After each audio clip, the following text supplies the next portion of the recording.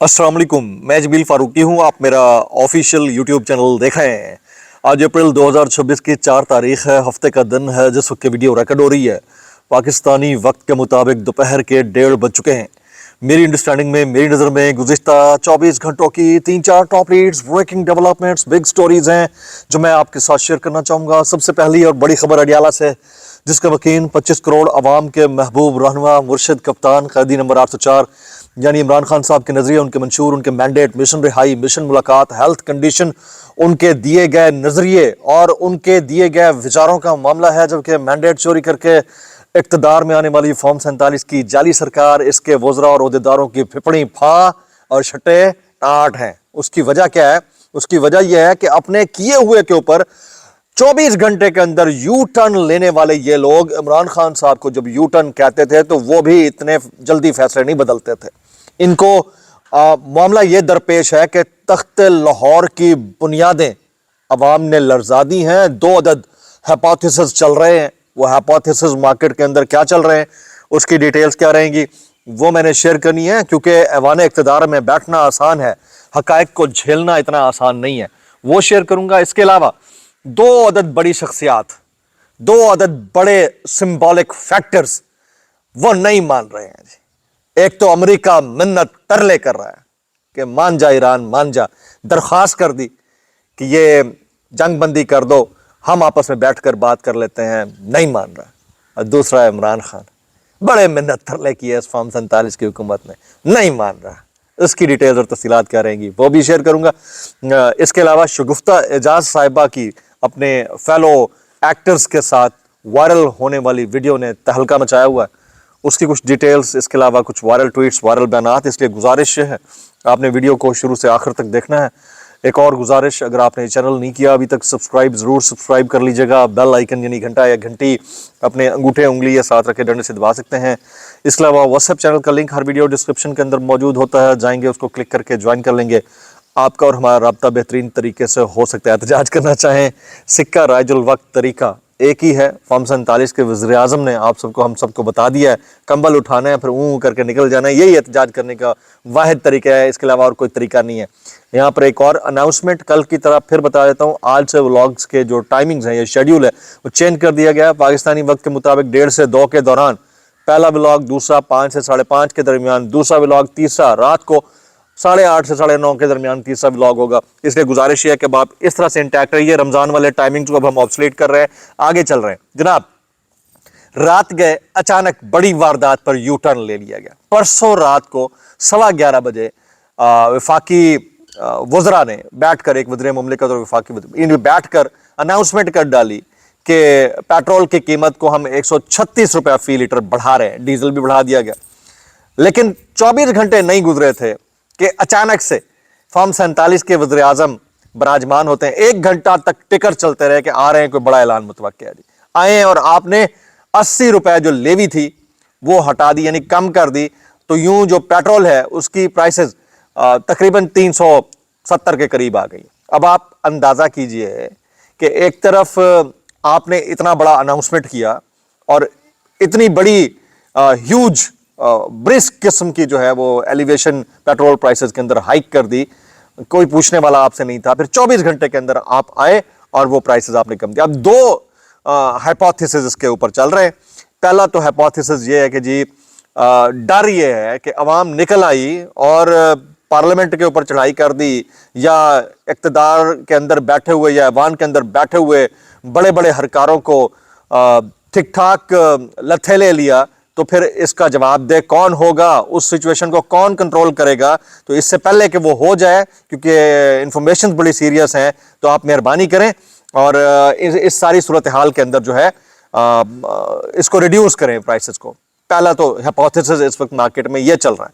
दूसरा हाइपोथेसिस ये है कि जो फ़ायदा पहुंचाना था जिन पेट्रोल पंप्स मालिकान को फ़ायदा पहुंचाना था 24 घंटे के अंदर अंदर, यानी करोड़ों रुपए का फायदा पहुंचाया गया। जाहिर है कि लोगों को यह डर था कि अभी तो 458 रुपए, पता नहीं अगले 1 हफ्ते के अंदर जो है वो 500 क्रॉस कर दिया, 600 क्रॉस कर दिया, तो अभी से ले लो, और फिर उसको होल्ड भी कर लिया जाता है।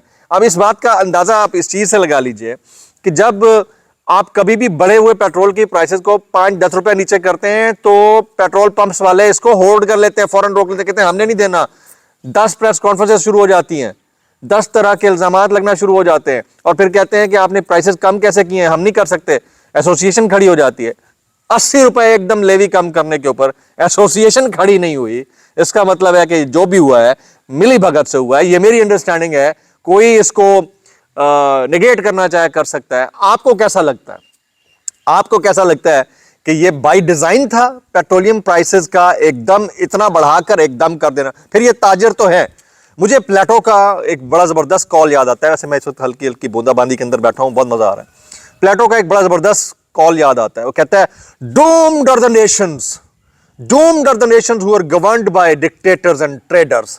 یہ جو تاجر ہوتے ہیں نا, یہ جو سرمایہ کار ہوتے ہیں, انویسٹرز ہوتے ہیں, تاجر ہوتے ہیں, بزنس مائنڈڈ پرسنالٹیز ہوتی ہیں, جب اقتدار میں آتی ہیں تو ان کو پتہ ہوتا ہے. آپ جائیں کسی جگہ کے اوپر کپڑے لینے کے لیے خواتین کے ساتھ, تو جو بندہ پہلے بیٹھا ہوگا نا وہ ایکچوئل ریٹ سے 400-500 روپے اوپر بتائے گا, کیونکہ اس کو پتا ہے کہ 150 نیچے کروں گا تو باجی خوش ہو جائیں گی. تو ان کو بھی پتا ہے کہ پہلے 55 روپے بڑھاؤ, پھر 136 روپے بڑھاؤ, ٹھیک ہے, تو تقریباً کوئی 200 روپے قیمتوں میں اضافہ ہو گیا, اور اچانک سے آپ 80 روپے نیچے کر دو تو کہو گے دیکھا جی باجی خوش ہو گئی. تو پبلک تو اس طرح سے خوش ہوتی ہے. تو یہ تاجر ہیں, تاجروں کو پتا ہوتا ہے کہ ایلیٹس کو کیسے بینیفٹ پہنچانا ہے.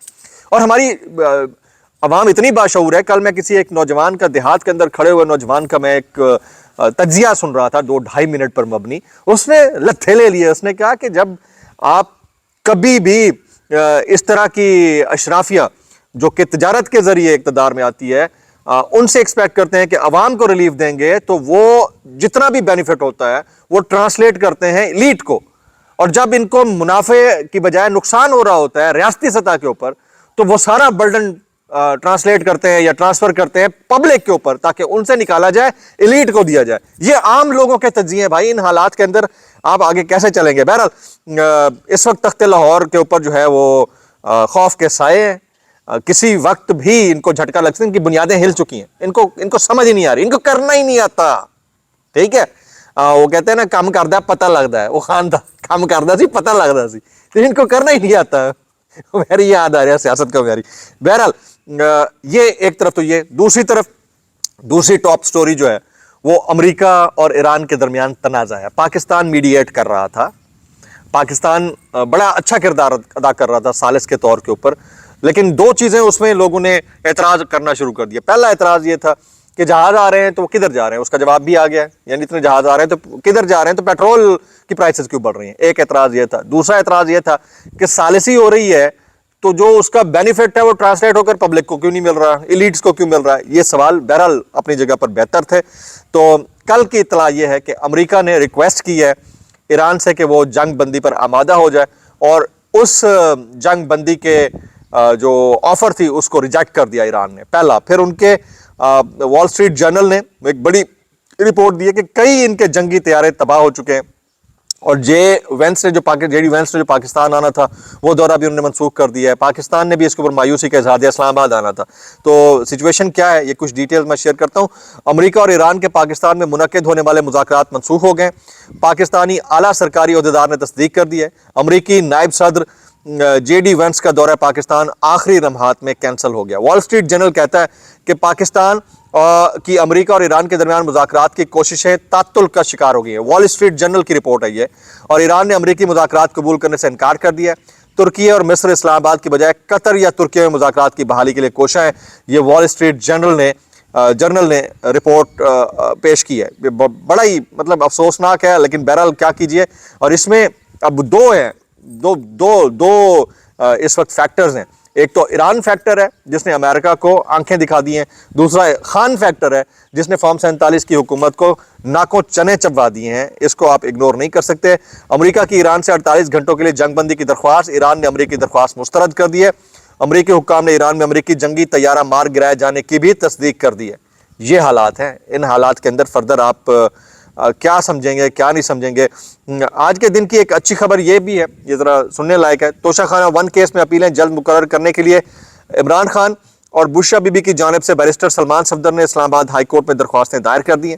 توشہ خانہ 1 کیس میں 31 جنوری 2024 کو سزائیں ہوئی تھیں، اپیلیں ابھی تک زیر التوا ہیں۔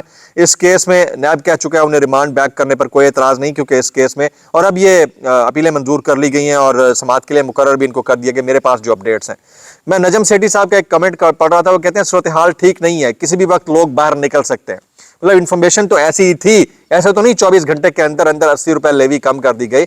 لیوی کے اوپر تو پبلک کو بیوقوف نہیں بنایا جا سکتا، لیکن ابھی تھوڑی دیر پہلے کی اطلاعات یہ ہے کہ ساگ ڈار صاحب کی اینکر سے ملاقات ہوئی ہے، جس میں انہوں نے رو رو کر بتایا کہ حالات ٹھیک نہیں ہیں اور آنے والے دنوں میں مزید مشکل ہوگی۔ اس کا مطلب یہ ہے کہ مینٹلی پریپیئر کرنے کی کوشش کی جا رہی ہے کہ حالات کا جو ایفیکٹ ہے، جو امپیکٹ ہے، وہ سیریسلی پبلک کے اوپر آ سکتا ہے۔ سمجھ ان کو بھی کچھ نہیں آ رہی، پگلائے ہوئے ہیں اور ان کو پتہ ہے اس چیز کا کہ کتنے پگلائے ہوئے ہیں۔ 2 US rescue helicopters involved in F-15 search and rescue efforts were struck by Iranian fire according to NBC report۔ جناب رپورٹس کے مطابق امریکی فضائیہ کے C-17 گلوب ماسٹر 3 ٹرانسپورٹ طیاروں کی ایک بہت بڑی قطار اس وقت بحر اوقیانوس عبور کرتے ہوئے مشرق وسطیٰ کی جانب بڑھ رہی ہے، جبکہ ان کے ساتھ KC-135 اسٹریٹو ٹینکر ایندھن فراہم کرنے والے طیارے بھی شامل ہیں۔ C-17 طیارے فوجی اہلکار، بختر بند گاڑیاں اور بھاری ساز و سامان لے جاتے ہیں۔ جنگ شروع ہونے کے بعد سے یہ اب تک کی سب سے بڑی نمایاں فضائی نقل و حرکت سمجھی جا رہی ہے۔ تو پھر ایران نے ٹھیک کیا ہے، ٹھیک ڈیسائیڈ کیا کہ آپ نے ان کو چھوڑنا نہیں ہے۔ اگر آج آپ جنگ بندی کے اس لالی پاپ کو ایکسیپٹ کر لیتے ہیں تو یہ ایک دفعہ پھر متحد ہوں گے اور پھر اٹیک کریں گے۔ تو اس سے پہلے انہوں نے ایران نے اپنا جو ہے وہ لائے عمل اپنا لیا ہے۔ حالات جب پلٹا مارتے ہیں تو پھر اسی طرح ہوتا ہے۔ اس وقت امریکہ اس کھوج میں لگا ہے یہ کیسے ہوا اور کس طرح ہوا۔ امریکی F-15 جنگی طیارہ تباہ جناب، امریکی بوئنگ ہیلی کاپٹر تباہ، امریکی A-10 جنگی طیارہ تباہ، 2 امریکی ریسکیو ہیلی کاپٹر جزوی تباہ۔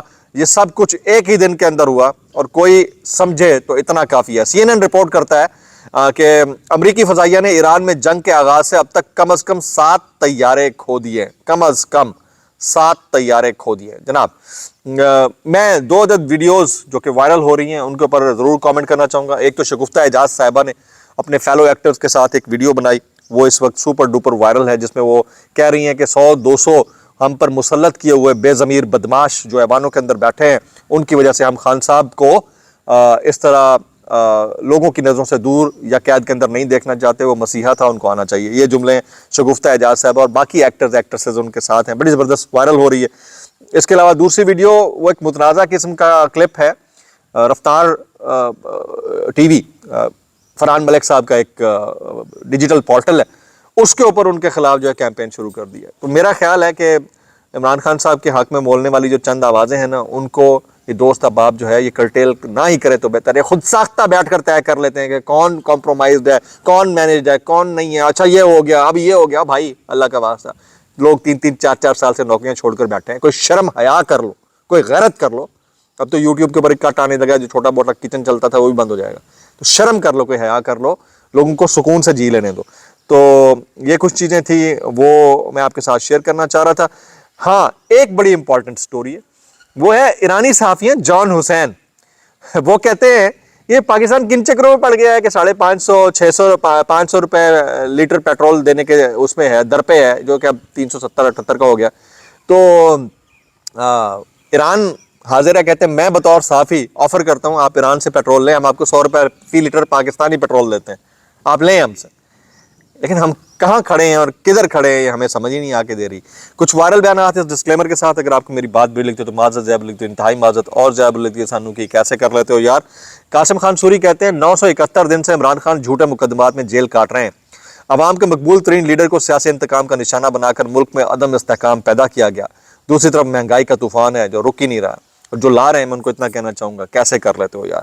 یہ گورنر سندھ نہال ہاشمی صاحب کہتے ہیں پیٹرول کی قیمتیں ہماری حکومت نے نہیں بڑھائیں، نہیں وہ مریخ سے گوال منڈی سے کوئی بیٹھا ہے، کہتے ہیں نا مارٹن لوتھر کنگ، وہ بڑھا رہا ہے، آپ کا تو آپ نے تھوڑی بڑھائی، آپ تو کم کر رہے ہیں بھائی۔